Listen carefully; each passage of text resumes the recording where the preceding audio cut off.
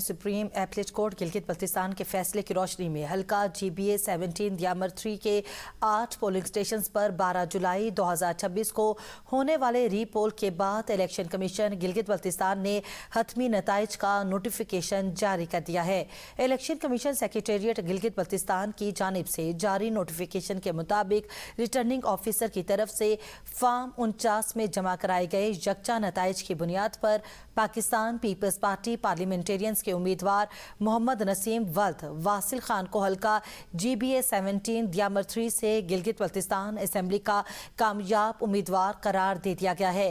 Notification chief election commissioner Gilgit Baltistan Raja Shahbaz Khan ने जारी किया, जिसके बाद मोहम्मद नसीम की कामयाबी का बाज़ाब्ता ऐलान अमल में आ गया। इलेक्शन कमीशन ने नोटिफिकेशन के नकुल मुतलका विफाकी और सूबाई इदारों को भी इरसाल कर दी हैं।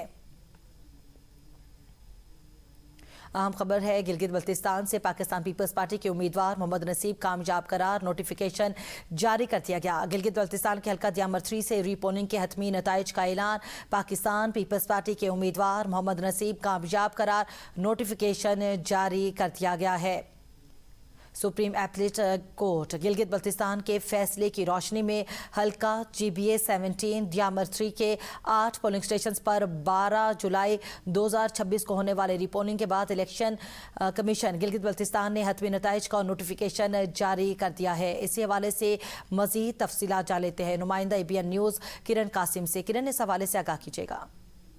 जी बिल्कुल, गिलगित बल्तिस्तान में 7 जून को इलेक्शंस हुए थे, जनरल इलेक्शंस में। इसमें दियामर हल्का 17 पे इस पे थोड़े से इल्जामात लगाए गए थे कि इनमें कुछ जो पोलिंग स्टेशन है वहाँ पे फॉर्म 45 जो है वो जारी नहीं किए गए थे। जो मुतल्लिके उम्मीदवार थे, जो जमीयत उलमा इस्लाम के रहमत खालिद की जानिब से इलेक्शन कमीशन में अपील दायर की गई थी, जिसके तहत इलेक्शन कमीशन के जानिब से भी रीपोलिंग का नोटिफिकेशन जारी हुआ था, जिसको बाद में कैंसिल किया गया। फिर ये जो फिरकैन थे ये अदालत सुप्रीम अपीलेट कोर्ट में गए थे। सुप्रीम अपीलेट कोर्ट के बाद ये फैसला आया था कि वहाँ पे रीपोलिंग होगी।